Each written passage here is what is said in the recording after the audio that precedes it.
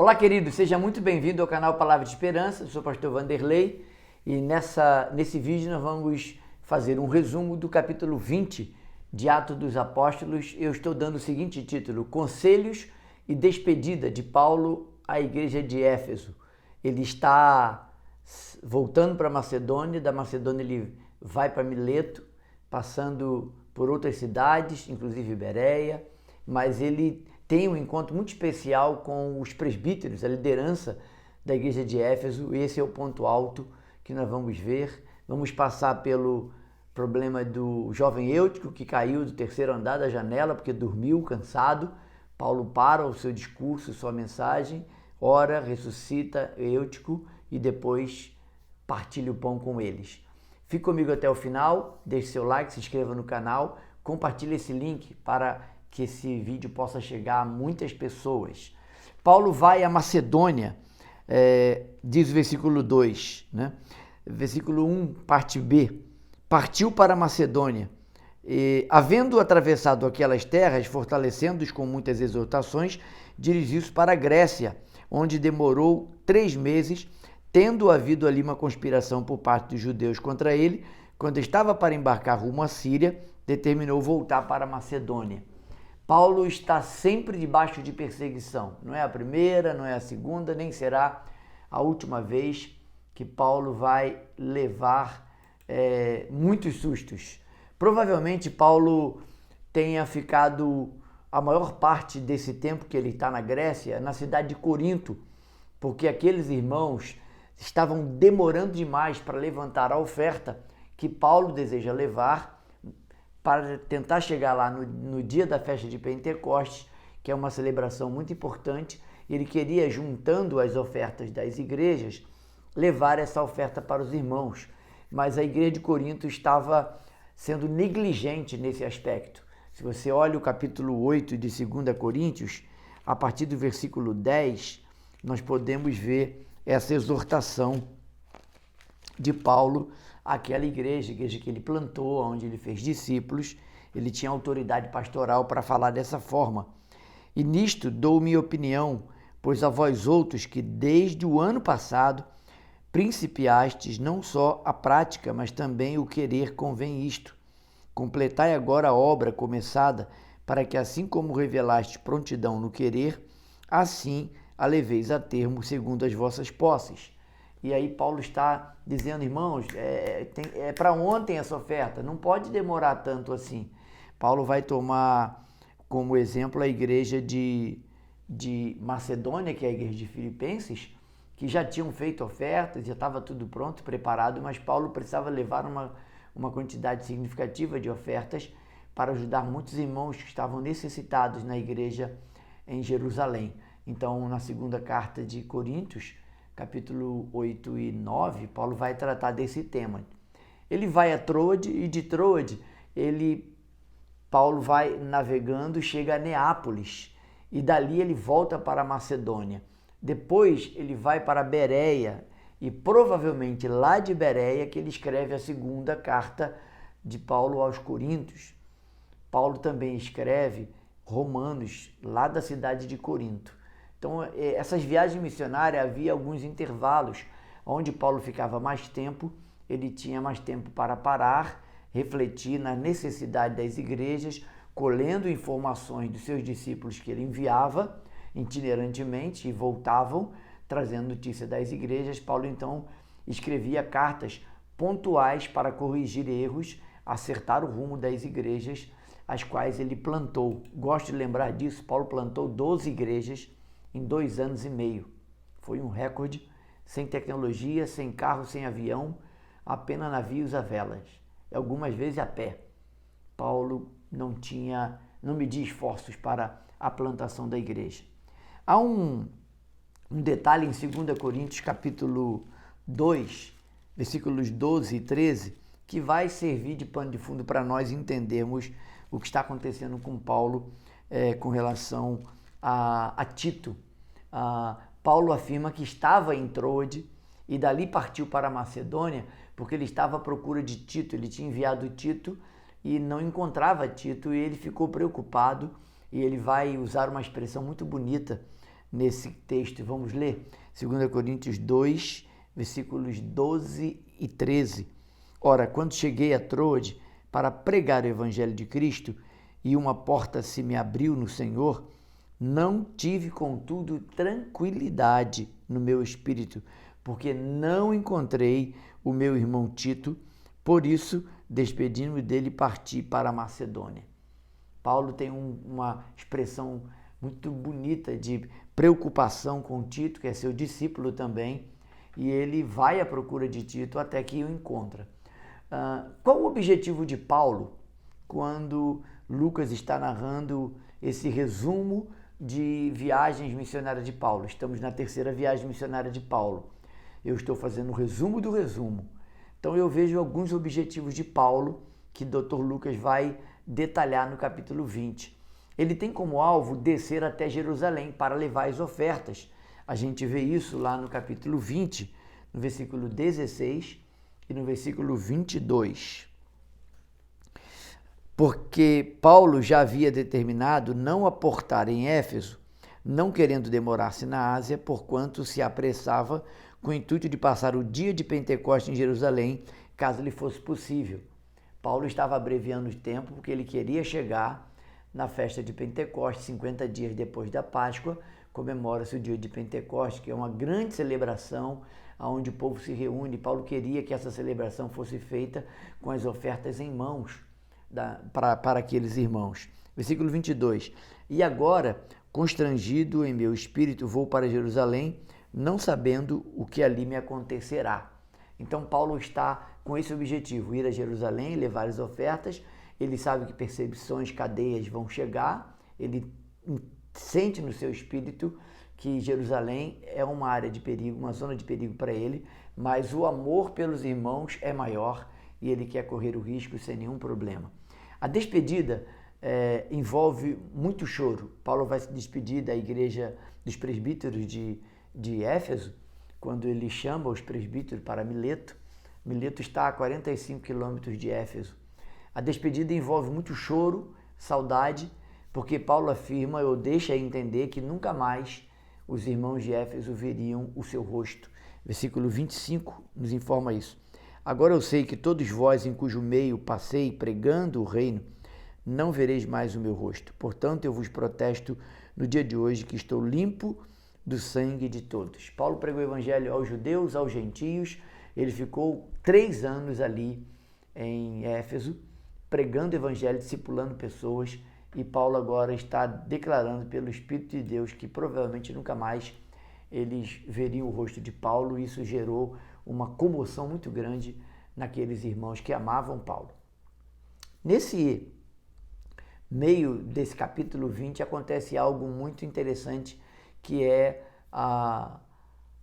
o grande episódio desse momento, onde Eutico vai sofrer um acidente. Paulo está em Troade pregando, ele tinha muita coisa para compartilhar, mas pouco tempo para fazê-lo. Então ele se alonga pregando, e o versículo 7 diz que ele pregou até meia-noite. Quando ele está pregando, à luz de vela, muito calor, um ambiente fechado, muita gente tinha naquele lugar.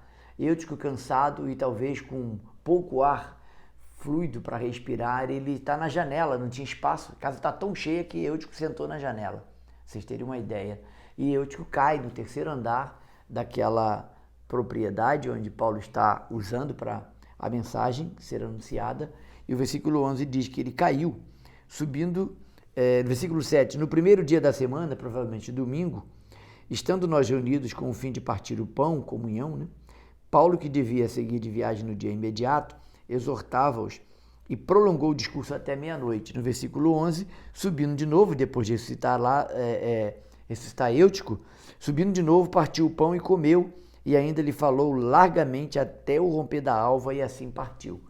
Paulo ressuscita Eutico, devolve a vida àquele garoto, e aí ele se anima. Bom, agora eu vou continuar pregando. Ele alonga a sua mensagem e prega até o alvorecer, 5 horas da manhã, 5h30, quando o dia está nascendo. Paulo está concluindo sua mensagem, e dali imediatamente ele embarca na sua viagem. Algo me chama a atenção nesse capítulo, que eu penso sobre a teologia do ministério pastoral. Paulo, no capítulo 20, de 17 até 38, é o resumo dele com os irmãos, os presbíteros e toda a liderança de Éfeso. Ele me mostra o perfil de um pastor cujo ministério pastoral é sacrificial, é por amor, não é por ganância, não é por vanglória. Versículo 19 nos informa o que Paulo está anunciando aos irmãos. Servindo ao Senhor com toda humildade, lágrimas e provações que pelas ciladas dos judeus me sobrevieram, jamais deixando de vos anunciar coisa alguma proveitosa e de vô-la ensinar publicamente e também de casa em casa. Paulo foi um homem que se doou para esta igreja. Noto e quero recordar isso, foi a cidade que ele ficou mais tempo, foi a cidade de Éfeso, a qual ele deixou uma igreja plantada, e é para essa igreja que João vai escrever a carta lá em Apocalipse capítulo 2, uma igreja pujante, que tinha amor, que tinha esperança, que tinha muita alegria, mas quando Deus manda João escrever a carta para a igreja de Efésios, Deus vai dizer para ele que tem uma coisa contra vocês, vocês não me amam como me amavam no começo. 30 anos se passaram desde que Paulo se despede dos presbíteros em Mileto até João escrever esta carta. Precisamos tomar cuidado, porque o nosso amor, o nosso coração pode se esfriar pelas coisas do mundo, pelas decepções, pelas circunstâncias que às vezes nós vamos atravessar. Paulo não se deixou abater por esse momento. A palavra servindo aqui no versículo 19 é a ideia de escravo, doulos, é o contexto ali. É alguém que serve sem remuneração. Embora Paulo também defenda a ideia de que digno é o obreiro do seu salário, em 1 Timóteo 5,18, ele muitas vezes serviu dando o seu próprio dinheiro, dando da sua vida, mas dando também dos seus recursos, porque quando não tinha recursos ele trabalhava como fazedor de tendas. E isso é muito importante a gente ressaltar. Pensando no ministério pastoral, eu quero ver com você rapidamente qualidades do caráter de um pastor. Paulo, quando escreve 1 Timóteo, capítulo 3, de 1 a 7, ele vai enumerar essas qualidades do caráter de um ministro de Deus, de um pastor. Um pastor deve ser irrepreensível, marido de uma só mulher, temperante, domínio próprio, sóbrio, ordeiro, hospitaleiro, apto para ensinar. Um pastor precisa ser um mestre na palavra. E ele precisa ser não dado ao vinho, porque o vinho vai trazer problemas para a vida de quem corriqueiramente está com um copo ou uma taça nas mãos. Paulo manda Timóteo tomar um pouco de vinho, mas Paulo também condena a embriaguez em Efésios 5,18. Não vos embriagueis com vinho que a contenda, mas enchei-vos do Espírito. O ministro de Deus deve ser não espancador, moderado, inimigo de contendas, não amante do dinheiro, ou seja, não seja avarento, que governe bem a sua própria casa, não neófito, não pode ser novo na fé, porque vai cair nas ciladas do diabo, e ele deve ter muito bom testemunho dos que estão de fora. Se o pastor, o obreiro que está sendo candidato ao ministério pastoral, não tiver essas qualificações, nós vamos correr risco de estar colocando ou dando posse a um pastor lobo, ou um lobo e não um pastor. Cuidado, essas características precisam ser respeitadas porque elas são bíblicas, inspiradas pelo Espírito. Um outro ponto que me ressalta no capítulo 20, na história das viagens missionárias de Paulo, é que Paulo tinha um ensino forte e sadio. É uma outra questão muito forte. Paulo não deixou o povo em Éfeso nenenzinho na fé. Ele deu o melhor que tinha. Quando a gente olha Atos 20, versículo 20 e 21, jamais deixando-vos anunciar coisa alguma. Paulo entregou tudo que tinha e o de melhor. E ele diz, olha, eu tenho entregado a você a sã doutrina do Evangelho. Vocês estão prontos, podem caminhar. Versículo 21. E agora, constrangido em meu espírito, vou para Jerusalém. 21. Testificando tanto a judeus como a gregos o arrependimento para com Deus e a fé em nosso Senhor Jesus Cristo. Esse era o tema do apóstolo Paulo. Não haverá conversão se não houver arrependimento.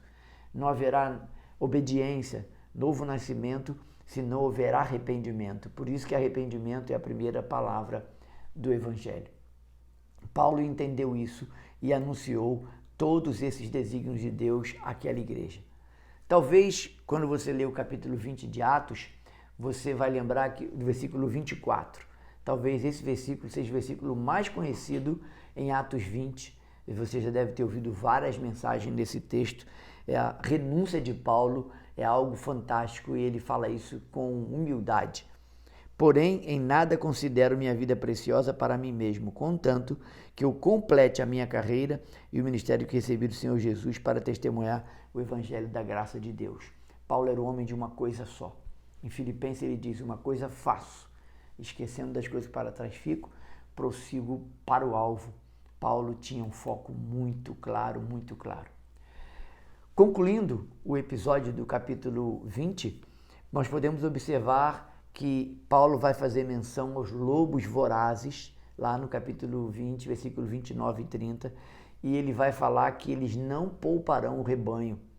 É o que temos visto hoje, muitos lobos vorazes que estão surrupiando as ovelhas do Senhor. Paulo já alertava isso e alertou essa crise para a igreja de Éfeso, 29 e 30. Eu sei que depois da minha partida, entre vós penetrarão lobos vorazes que não pouparão o rebanho e que dentre vós mesmos se levantarão homens falando coisas pervertidas para arrastar os discípulos atrás deles. Aqui tem dois detalhes importantes. Quando Paulo está apontando esses perigos, Paulo, nesse discurso aos presbíteros de Éfeso, ele prevê dois fatos que vão acontecer. Um é interno, o outro é externo. Primeiro, a perseguição contra a igreja, vindo dos de fora. Os lobos vorazes vêm de fora. Mas ele vai falar de uma apostasia que vem de dentro, a própria comunidade. E aí Paulo está se referindo aos nicolaítas, que são hereges, que perseguiram a igreja na Ásia Menor. Quando você lê as cartas de Apocalipse, tem vídeo aqui no canal sobre as cartas às igrejas de Apocalipse, você vai ouvir falar sobre os nicolaítas. Esses nicolaítas trouxeram apostasia para dentro da igreja. Foi um período muito difícil para a igreja na Ásia Menor, onde Paulo plantou várias igrejas. Atos 20 termina com uma despedida chorosa, de muita saudade, entre ele e seus irmãos que ele deixou ali como presbíteros naquela igreja em Éfeso. Os laços de amor e comunhão que o Espírito Santo trouxe àqueles irmãos e à igreja e Paulo, existia algo muito bonito e digno de nota. E eu quero ler para você o final do capítulo 20, versículo 36 a 38.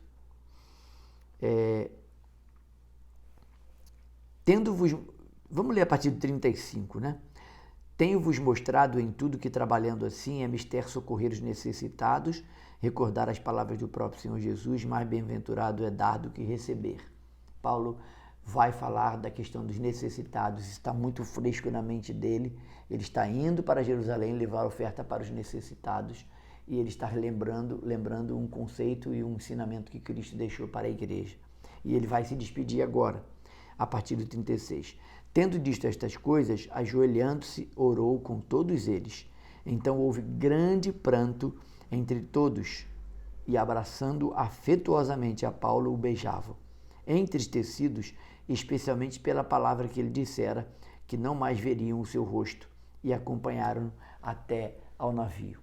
Que esse amor ágape, esse amor que constrange, que gera laços fortes de amizade e comunhão, possam existir na sua comunidade, no seu convívio com os irmãos em Cristo, e aí não importa que denominação que ele frequenta, o que ele segue.